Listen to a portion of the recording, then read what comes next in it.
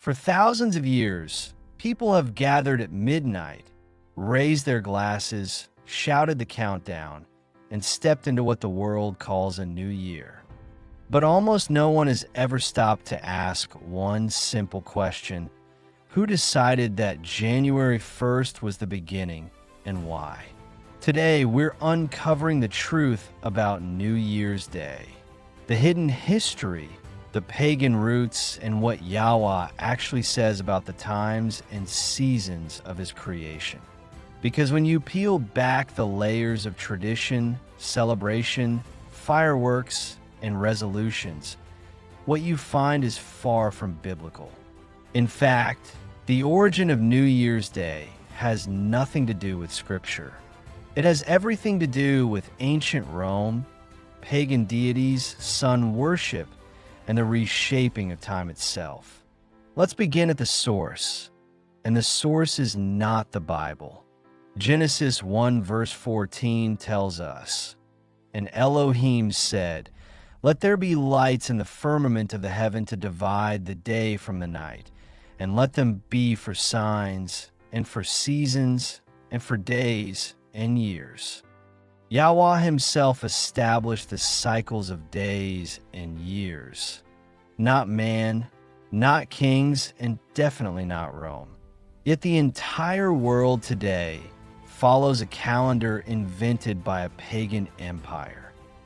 To understand New Year's Day, we must journey back to ancient Rome, a world filled with idols, gods, and celebrations dedicated to forces other than Yahuah. Rome had a god for everything: Jupiter, Mars, Mercury, Venus, and then there was Janus, the two-faced god of beginnings, transitions, and gateways. The god who looks both backward and forward. The god who watches the past and the future. And it was this very deity that January was named after. Janus is the reason January exists. Janus is the reason the world celebrates on January 1st. And Janus is the real face behind New Year's. The Romans worshipped Janus at the start of the year, believing he controlled time, doors, and new beginnings. They offered sacrifices, exchanged gifts, and purified themselves through rituals. They believed Janus could bless their futures or curse them. They prayed to him for prosperity, fortune, and luck. So ask yourself, when millions today celebrate New Year's Eve, make wishes, seek good luck, focus on fortune, and speak resolutions into existence, how much has truly changed? History shows that New Year's Day was originally a pagan feast. It was filled with drunkenness, gambling, immoral behavior, and rituals to Janus. The Roman poet Ovid described it in detail: how crowds roared, how people celebrated wildly, how they exchanged fruits, coins, and charms to secure blessings for the coming year. This is the blueprint of modern New Year celebrations. This is why the modern New Year feels more like a festival of fortune than a day dedicated to Yahuah. But Scripture tells us something completely different. Yahuah never commanded a New Year's Day in winter. He never said the year begins in January. In fact, Exodus 12 verse 2 clearly declares, "This month shall be unto you the beginning of months. It shall be the first month of the year to you." That month, called Abib, later Nisan, appears in the spring, when new life begins, when creation awakens. In the biblical calendar, the year begins when the barley ripens, when the new moon appears, when creation renews, not in the dead of winter when everything sleeps. Yahuah's new year is marked by life. Man's new year is marked by darkness. So how did we get from Yahuah's instructions to Rome's traditions? How did the world abandon the Creator's calendar and adopt a pagan one? The answer is simple: power, empire, control. In 46 BCE, Julius Caesar restructured the Roman calendar to keep political stability. He enforced January 1st as the official start of the year, specifically to honor Janus. This became known as the Julian calendar. Rome forced it upon the world, and eventually the church accepted it. Yes, the church accepted a pagan new year, even though it contradicted scripture. In fact, early believers refused to participate in New Year's festivities because they knew what they were rooted in. They knew Janus worship. They knew the rituals. They knew this was not the new year Yahuah established. But as time passed, compromise entered. And once Christianity merged with the Roman Empire, traditions replaced truth. Pagan customs blended into church customs. What was once rejected became normalized. Then in 1582, Pope Gregory XIII updated the Julian calendar to create the Gregorian calendar, the same calendar the world uses today. And with it came the continued celebration of January 1st as the new year. Think about that. The entire world, every nation, every culture, follows a calendar designed by Rome, solidified by a pope, built on the worship of Janus. The times and seasons we follow today do not come from Scripture. They come from empire. Now, someone might say, but celebrating the new year is harmless. It's just fun. It's not worship. But let's look deeper. What happens on New Year's Eve? People look to luck. People seek fortune.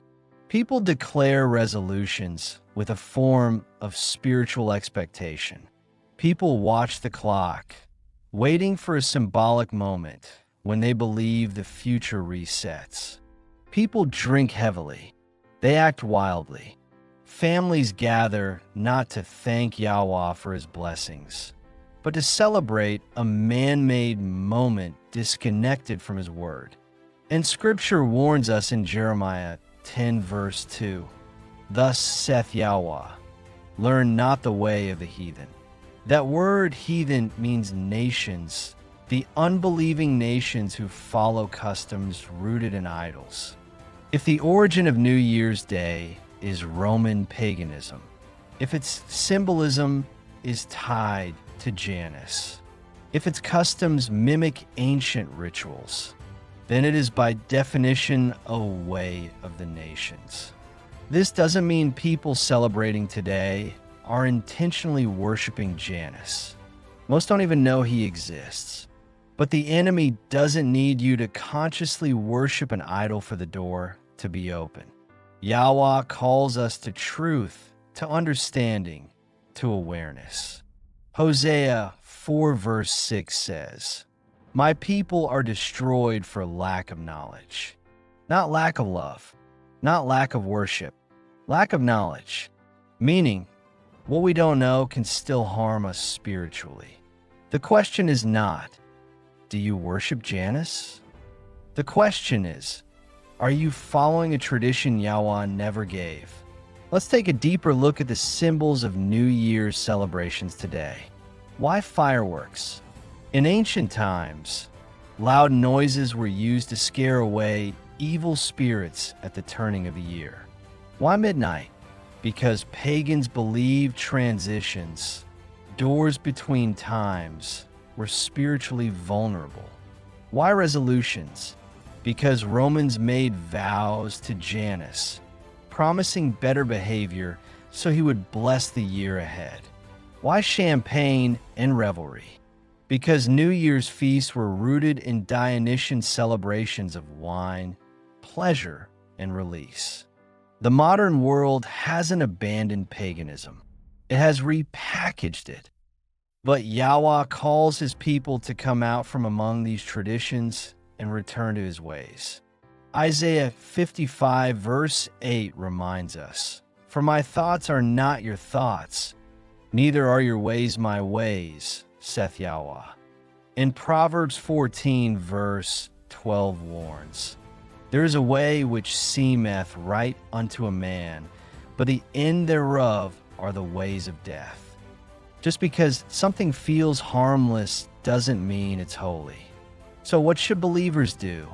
First, understand the truth. Knowledge is the first step to freedom.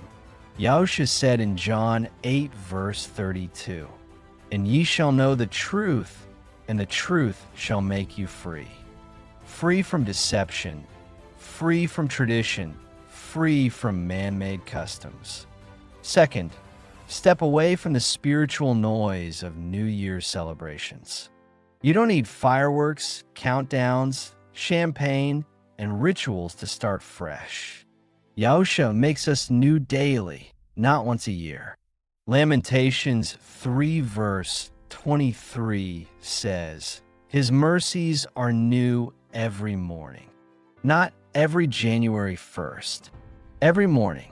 Third, teach your family the real timeline Yahuah created. Show them scripture. Show them Exodus 12. Show them Genesis 1. Show them how Rome rewrote the calendar and how Yahuah's people can walk in truth today. And finally, focus not on a new year, but on a renewed heart. Psalm 51 verse 10 says, "Create in me a clean heart, O Elohim, and renew a right spirit within me." That renewal is more powerful than any countdown, any celebration, any spark of fireworks. Renewal comes from Yahuah, not from the turning of a calendar page. In the end, the truth is simple. New Year's Day is not neutral. It has roots. It has history. It has spiritual weight. But believers are called to wisdom, not fear. To understanding, not ignorance. To set apart living, not blending with the world. So, the next time the world gathers to celebrate the stroke of midnight, remember where it came from. Remember who established it. Remember who it honors. And remember who you belong to, Yahuah, the maker of heaven and earth, the one who alone determines the times and seasons. If this message opened your eyes today, do not let it stop with you. Share this video with someone searching for truth. Subscribe to the channel so more teachings restoring the names of Yahuah and Yahuah can reach the world. Leave a comment below and tell me what you learned. Your voice pushes this message further. May Yahuah bless you, keep you, and guide you into all truth through Yahushua HaMashiach.